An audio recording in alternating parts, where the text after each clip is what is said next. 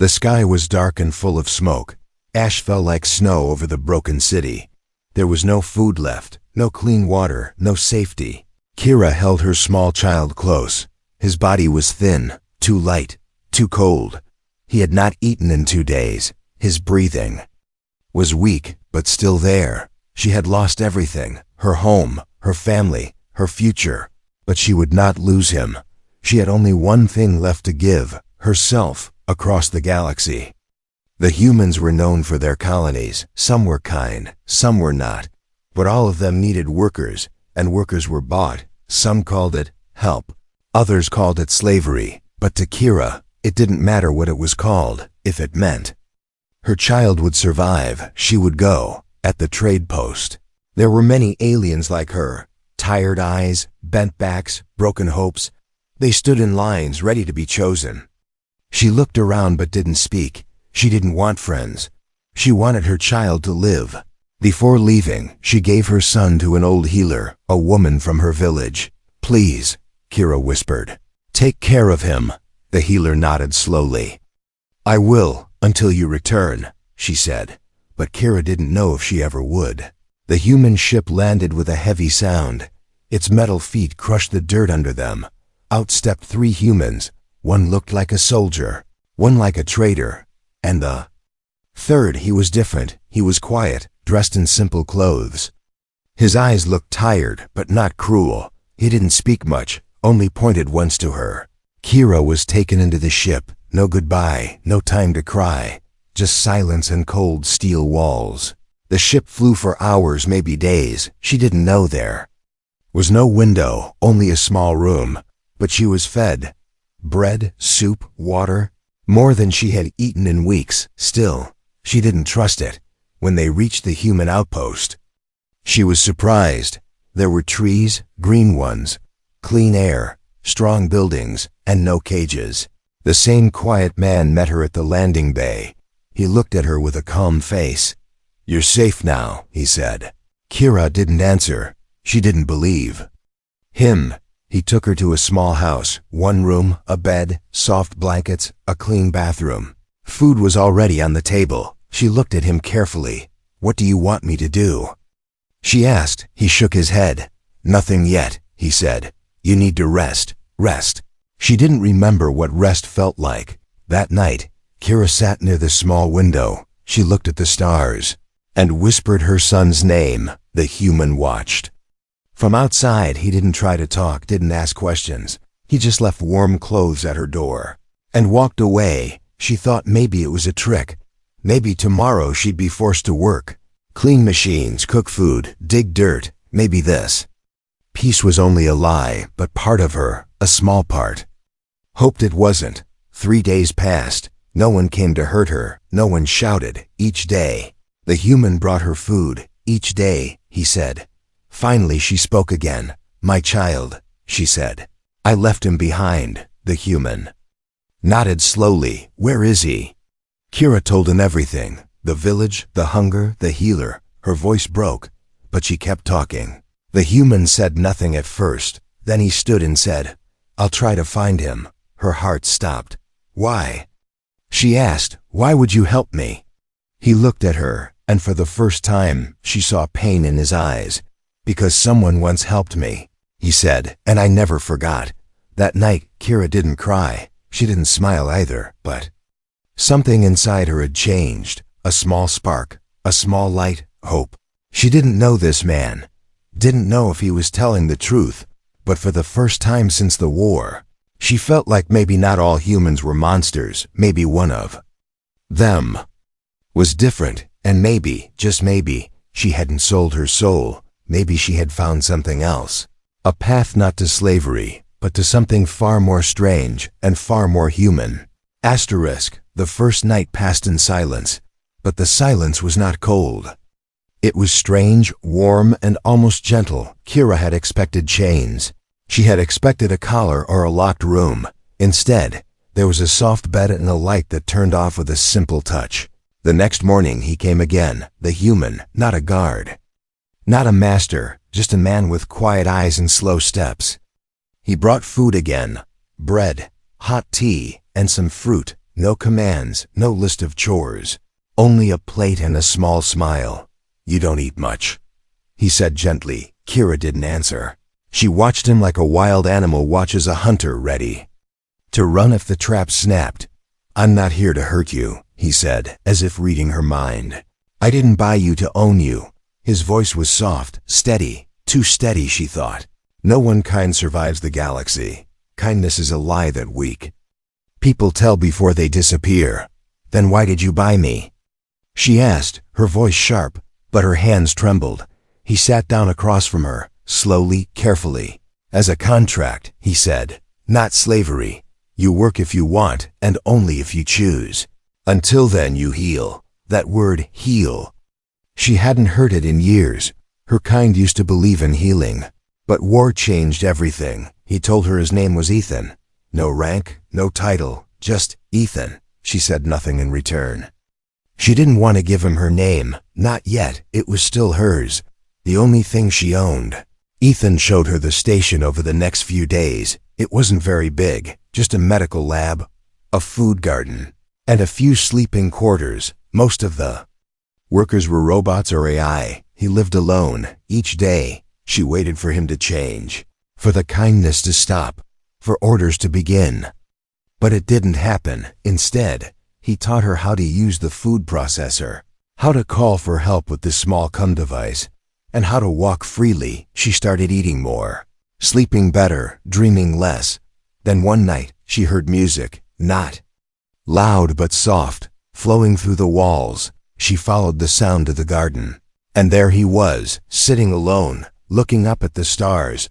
The music came from an old Earth device. It made her chest ache. The notes were sad but beautiful, like remembering a life that was never yours. "Do you miss your people?" she asked before she could stop herself. Ethan looked at her and nodded. "I miss who they used to be," he said. "Before war changed everything." There was a long pause. The music kept playing, and for the first time, she sat beside him, not as a prisoner, not as a stranger, just someone who also knew loss. "My name is Kira," she said quietly. He didn't say anything, but he smiled, and somehow, that was enough. The next day, something changed. Ethan came to her with news. "I found something," he said, holding a small tablet. "A message from your planet. From the sector your child was taken to." Kira jumped to her feet. "Is he?" "I don't know yet," Ethan said. "But there's a signal, and it's alive." Her legs nearly gave out. But Ethan caught her, strong arms, gentle hands. She pushed him away quickly, but not with anger. "I need to find him," she whispered. Ethan nodded. "And I'll help you," he said. "But first, I need your help too." That was the moment the story truly began. 2 broken lives, 1 desperate mission, and a signal that came from the dark side of space. A signal that should not have existed. Not anymore. Kira looked at Ethan, still unsure, still afraid, but deep inside, something new was blooming. Not love, not yet, but trust, the first step, and maybe the most dangerous one of all. Kira stood at the edge of the control room. Ethan was tapping quietly on the console. Bright lights blinked around him, green, blue, red. He looked calm, focused, human, but Kira's heart was racing. That signal he had found, it came from a place long forgotten, her planet's outer sector, a place even her people feared to enter. It was the place where hope went to die. Ethan turned to her, holding the tablet in one hand. "The signal is weak, but it's repeating," he said. "It's not just data." He pressed a button, and a sound filled the room, soft, broken, barely a whisper. But she knew that voice. She knew it the way a flame knows warmth. It was her. "Child," 1 word, just one. "Mother." She couldn't breathe. Her knees gave out. But Ethan caught her again. Every time she fell, he was there. That scared her more than anything else. "Where is he?" she asked, voice trembling. Ethan pointed to a star map. "It's a human outpost. Far from here, almost abandoned. Used to be a mining station. Now it's just a shadow." Kira stood up, her body shaking but her eyes sharp. "Take me there," she said. But Ethan didn't move. "There's a problem," he said slowly. "The signal is inside restricted space. Even I can't go there without permission." Kira felt her hope crumbling again. Just when she saw the light, it was fading, but Ethan didn't stop. "I can get us through," he said. "But I'll need your help first." She stepped back, her guard rising. "Help with what?"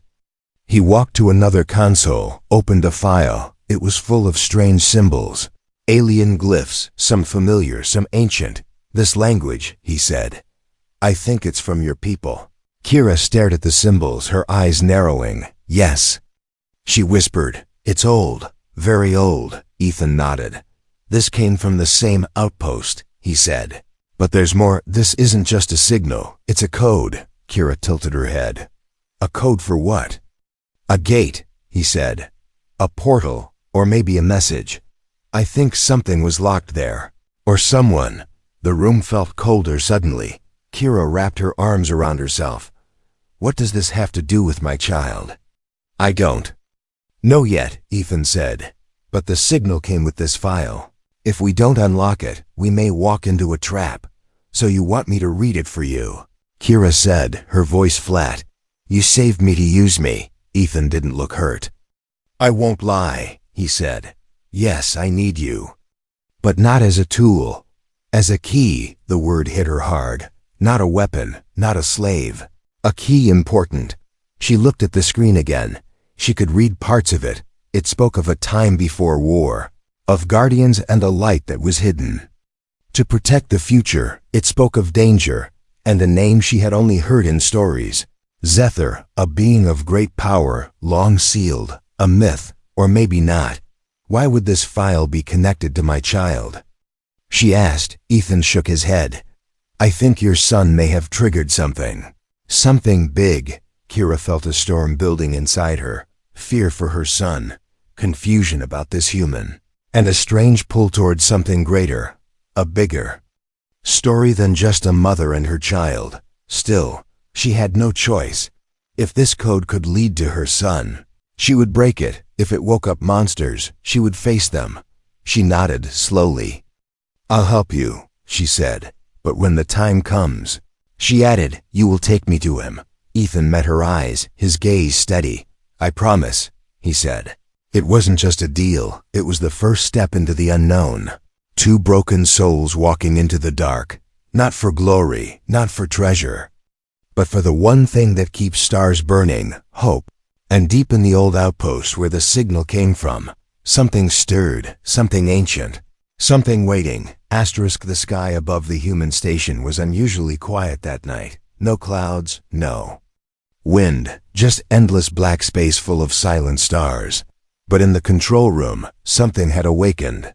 Something old. Kira stood over the console, watching strange symbols move across the screen. She had been translating for hours. Her fingers were tired, her mind heavy. But the message was almost clear now, and it scared her. Behind her, Ethan walked in with 2 mugs of hot tea. "You need a break," he said gently. Kira shook her head. "If I stop now, I might lose the pattern." She tapped on one symbol glowing red. "This word here," she said. "It means warning." She pointed to another. "And this means sealed tomb." Ethan leaned closer. "But why would a rescue signal include warnings?" "About a tomb?" Kira looked up at him slowly. "Because it's not just a rescue signal," she said. "It's also a lock being broken." Ethan's eyes narrowed. "You mean someone is trying to open something?" Kira nodded. "And my child? Maybe the key that triggered it." The room went still. Even the machines seemed quieter, as if they were listening too. Ethan turned to his computer and brought up the outpost map. "This is where the signal is coming from," he said, pointing to a red dot. "It was a mining colony 2 years ago. But it was shut down after a cave-in. No one's lived there since." Kira leaned forward, or so they think. Suddenly, an alert beeped from the terminal. A new signal appeared on the map, blinking fast. It was not from the outpost. It was coming from the sky. Ethan clicked it open, and audio filled the room. It was not a language either of them knew, a voice deep, layered, not quite male, not quite machine. It repeated only one phrase. Zephyr rises, the stars shall dim. Kira's blood went cold. I've heard that before, she whispered. In stories told to children to scare them. Zephyr was a god of destruction. A being so powerful, even time couldn't. Kill him, Ethan stared at the screen. So he was locked away. Kira nodded slowly. By my ancestors. Why? Ethan asked. Because Zephyr didn't destroy worlds. Kira said, he made people worship him, give up their souls. And when they didn't, he consumed them. The room felt darker now. The stars outside seemed further away, Ethan. Pace the floor. If someone is trying to wake him up. They're either mad, Kira said, or desperate. He looked at her. And your son? Why would he be part of this? Kira thought hard. He's too young, too innocent. But maybe he has something in his blood. Something passed down from me, or from his father. She remembered the day she gave birth. The way the midwife looked at the baby's eyes and whispered, he's born under the sign of the broken moon, a symbol once believed to mean destiny. Or doom. Ethan placed a hand on the console. We need to get to that outpost. Now, Kira stood beside him. We're not just saving my child anymore, she said. We're stopping something ancient from rising. He looked at her, eyes full of something more than worry respect. Then we go together, he said, and somewhere, in the frozen ruins of the mining colony, the old gates began to tremble. Dust rose from forgotten machines. A statue's eyes slowly began to glow. The stars above shimmered unnaturally, and the signal kept repeating. Zephyr rises, the stars shall dim. Zephyr rises. The stars shall dim. But this time something else whispered behind it, a child's voice, soft and scared. Mother. Please. The transport ship cut through space like a whisper, silent, fast and full of heavy thoughts. Kira sat near the window, eyes locked on the stars. But her mind was somewhere else. She had heard her son's voice again. Clearer this time, a whisper. Buried beneath the signal from the old outpost. Mother. Come. Not a call for help, a call like a door slowly opening. Ethan sat across from her, reading from a data pad. His face was still, but his fingers trembled ever so slightly. Kira noticed, but said nothing. He had been quiet ever since the new signal appeared. Something was bothering him, something he hadn't said. Do you have children? She asked suddenly. Ethan looked up, caught off guard. He hesitated, then shook his head. No, he said softly. But I almost did. Kira tilted her head. Almost. That word carried more weight than he admitted. Ethan leaned back and stared. At the ceiling of the ship, years ago, he said. Before the war got bad. I lived on a colony near the edge of human space. We had peace for a while, a home, a future. Then a ship crashed, alien tech, unfamiliar language. No warning. I tried to help, but it was too late. He paused, voice lower now. I lost her. And the child before it was ever born. Kira's chest ached. She didn't expect to feel sorry for a human. But now she saw it. Ethan wasn't just kind. He was broken. In a different way than her, but broken still. I'm sorry, she said quietly. He nodded. Since then, I've been searching for something to heal. I thought saving lives would help. But some wounds don't close. Kira understood that feeling too well, and for a moment, silence sat between them like an old friend. But peace never lasted long. Suddenly, the ship lights flickered. A red warning blinked on the console. Unregistered energy spike detected. Ethan jumped to the control panel. Something's wrong, he said. He pulled up the scanners, and what he saw made his skin crawl. A rift, not just any rift. A tear in space itself. Thin, glowing blue. Vibrating like a heartbeat. Right outside the old outpost. That's not natural, Kira whispered. Standing beside him, Ethan nodded slowly. No, it's not. And it's getting bigger. As they neared the station, alarms rang out across the ship. The outpost structure was partially collapsed. But someone had turned the power back on. The gates were open. The signal was pulsing stronger than ever. Kira felt her breath catch in her throat. She could feel something pulling her forward, not physically, but spiritually, like her soul was being called. Like her child was not just inside, but part of whatever had awakened. I have to go in, she said. Stepping toward the docking ramp, Ethan stopped her. Not alone, he said. She looked him in the eye, and for the first time, truly believed he would follow her into fire if... She asked as they entered the outpost. The walls seemed to hum with life. Dust rose under their boots, and strange carvings shimmered faintly on the floor. Not human, not alien, older than both. Do you recognize this? Ethan asked, pointing to a wall. Kira touched it with shaking fingers. Yes, she said. This is First Tongue, the language of the Watchers. They were the ones who sealed Zephyr. Further inside, the hallway opened into a wide chamber. In the center was a sphere of light, floating just above the ground. Inside it was her son, floating, sleeping, unharmed, but not awake. His body shimmered with energy. Alien symbols glowed along his skin like living tattoos. Kira screamed his name, but he didn't move. Ethan held her back. It's some kind of stasis field, he said. He's alive, but he's part of the mechanism. Suddenly, the symbols on the walls began to move, shifting, unlocking, responding to her presence. And behind them, a deep voice echoed, not through speakers, not through air, but inside their minds. The vessel has returned. The gate shall open. Zephyr shall rise. Kira grabbed Ethan's arm. What do they mean, vessel? Ethan looked pale, and then his secret came out. I think your child was born with the last seal inside him, he said. That's why they took him. They didn't want to harm him. They wanted to use him. Kira felt fire burn inside her. No, she growled. They will not take him from me. But somewhere deep in the ruins, the ancient machinery was already turning. The gate had been touched, and now it could not be ignored. The walls of the outpost were shaking. Low rumbles echoed through the metal floors. The old machines, long forgotten, had awakened, and they were no longer quiet. Kira stood frozen. Her eyes locked on the glowing sphere where her son floated. His face was peaceful. Too peaceful, like a dream, or a trap too perfect to be real. Ethan moved quickly to the control panel. Symbols were shifting too fast to read. Energy readings were spiking. This place is becoming unstable, he said. We don't have much time.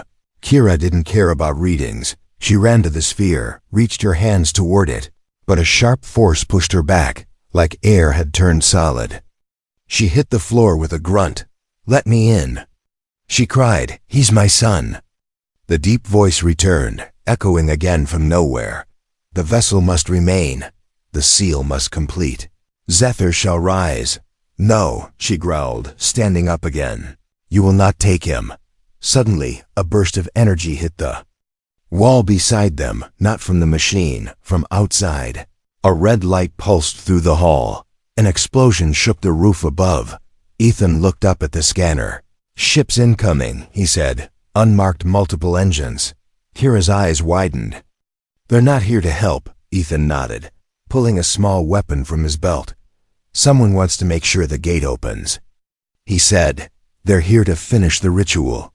They both ran from the chamber and took cover as the ceiling cracked open. 2 dropships hovered above, releasing dark figures in armored suits.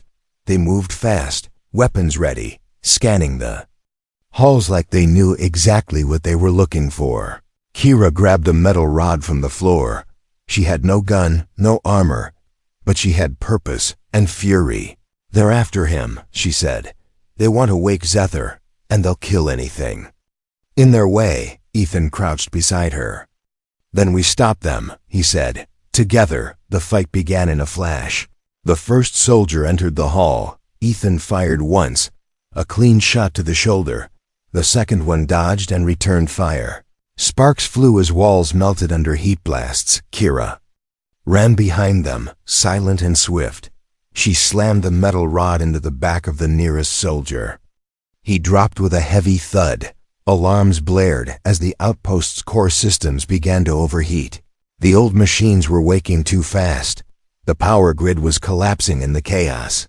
One of the enemy soldiers slipped past them, heading straight toward the chamber. Kira saw him and screamed, "Ethan, stop him!" Ethan took off, feet pounding against metal floors. He caught the soldier near the gateway. A brutal fight followed, blades, fists, fire. But Ethan won. Barely. He collapsed next to the sphere, blood on his face. Breathing hard, Kira reached him, her hands shaking. "You're hurt," she said, voice cracking. He smiled weakly. "You should see the other guy." But behind them, the machine glowed brighter. The seal was still breaking. They hadn't stopped it, only delayed it.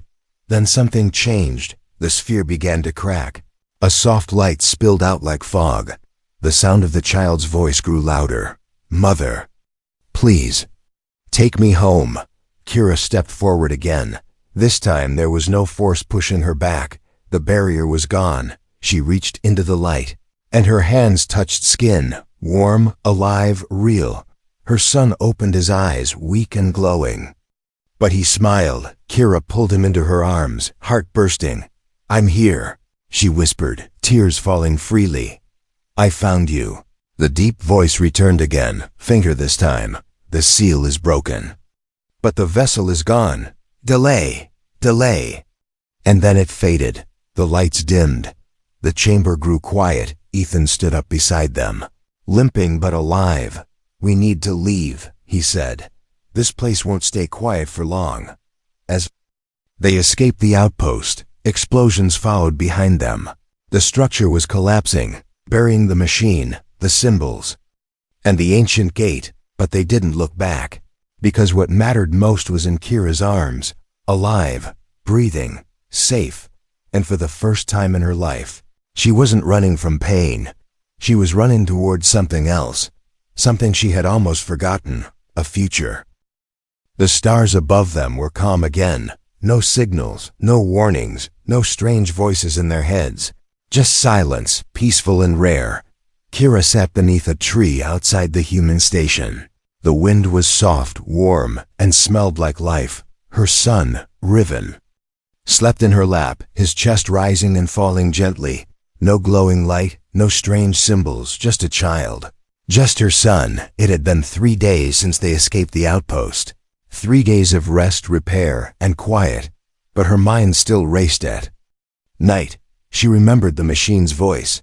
The prophecy, "Zephyr shall rise." She didn't know when or how. But she knew the story wasn't over.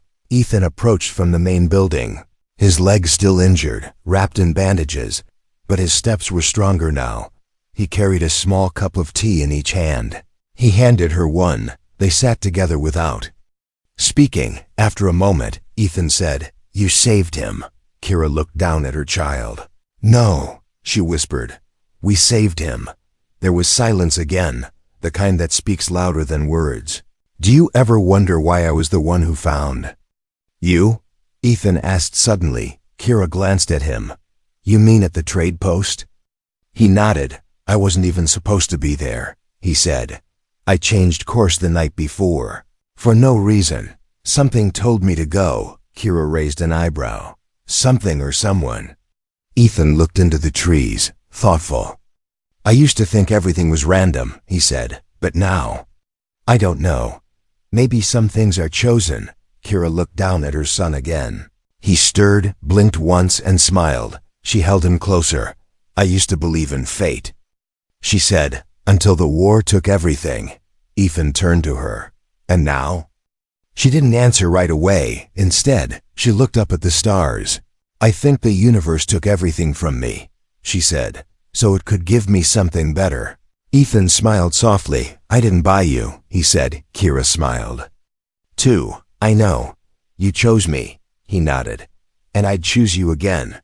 It wasn't a love story like the old ones. No music, no perfect words, just quiet understanding. Trust, in a world broken by war.